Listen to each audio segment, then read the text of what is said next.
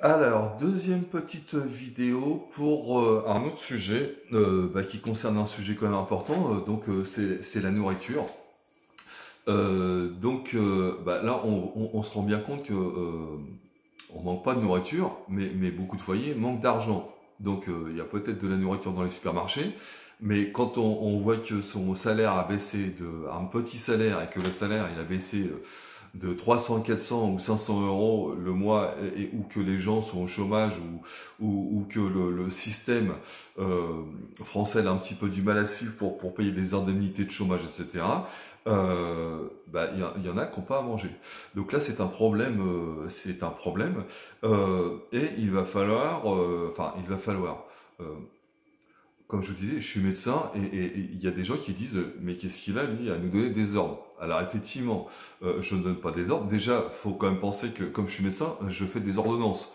Donc quand je fais des ordonnances, en fait, je vous ordonne sur ordonnance, je vous ordonne de prendre des médicaments. Il y en a qui pensent aussi un petit peu l'étymologie des mots. Donc quand je fais des ordonnances, j'ordonne. C'est pas péjoratif quand j'ordonne, c'est pour le bien de tout le monde.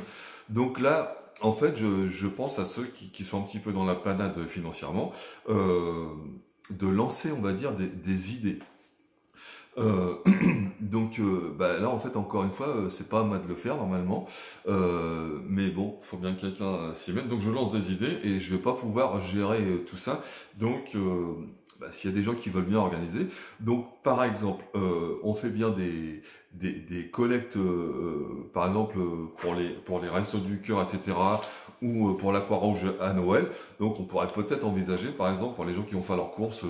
Alors, j'ai pas d'action au Spar, je le répète, hein, mais c'est le supermarché du coin. Donc, on doit aller faire ses courses au supermarché du coin et pour les gens d'Ota aussi à la supérette. Mais on pourrait peut-être prévoir une collecte avec un caddie, une personne indépendante justement, une personne volontaire sur le parking du Spar et de mettre les gens qui font leurs courses, de mettre une boîte de conserve,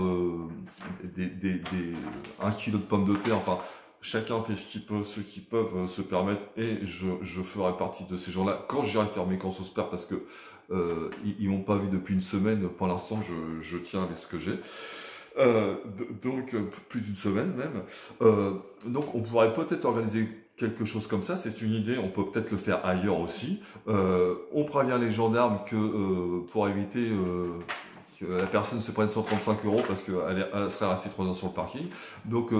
Les gendarmes, ce sont des gens qui sont quand même pleins de bon sens. Si on voit qu'on fait une collecte et si on les prévient en amont, ça ne leur posera pas de problème tant que c'est pas un bordel organisé.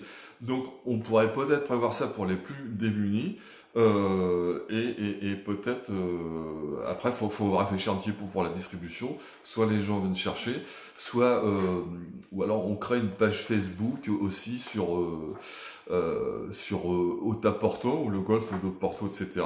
On pourrait peut-être par exemple créer, parce que j'avais suggéré des idées de créer une page Facebook telle, telle ou telle chose.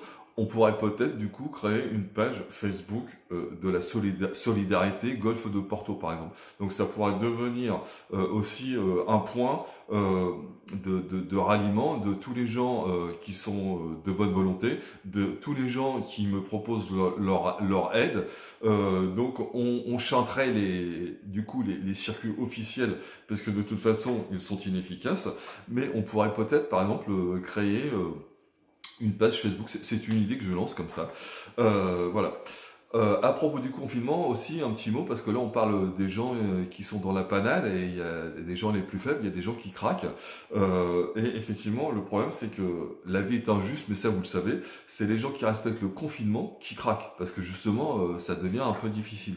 Donc je vous demande de ne pas lâcher, on va y arriver, mais il faut qu'on lâche le collectif. Donc malheureusement, et contrairement à ce que disait cet imbécile de préfet, c'est pas ceux qui ne respectent pas le confinement qui sont en réanimation. Par contre, c'est à cause de ceux qui ne respectent pas le confinement que certains autres, malheureusement, avec des déficiences ou des problèmes de maladie, ou les pauvres personnes âgées dans les EHPAD, on leur a rien demandé, qui se retrouvent malheureusement en réanimation. Et les personnes en EHPAD, d'ailleurs, ils vont pas en réanimation parce qu'on nous demande d'utiliser... voilà, c'est comme ça que ça se passe. Donc, bon, c'est une idée que je vais suggérer. Bien sûr, on peut peut-être prévoir d'autres idées, on peut peut-être en parler un petit peu, et on se crée un petit collectif local pour la bouffe, les besoins de première nécessité, etc. Il y a des gens qui m'ont proposé, par exemple, deux, trois masques, des bricoleurs, un petit peu de gel hydroalcoolique, une radio VHF, hein, pas un cabinet de radiologie, des choses comme ça. Donc, on pourrait peut-être créer une petite page Facebook locale. Vous pourrez, je vais faire un post là-dessus sur Facebook et on pourra voir, voilà, et pas de chorale, on joue tous collectif. Voilà, gros bisous.